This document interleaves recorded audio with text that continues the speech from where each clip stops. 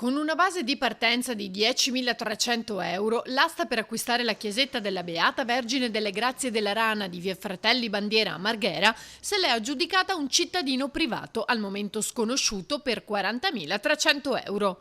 Le offerte al rialzo sono arrivate poco prima della chiusura della gara online, quadruplicando il prezzo di partenza. Tra i partecipanti c'era anche l'assessore comunale Boraso a titolo personale, che però si è fermato dopo una certa soglia. In caso l'avrebbe poi donata al comune.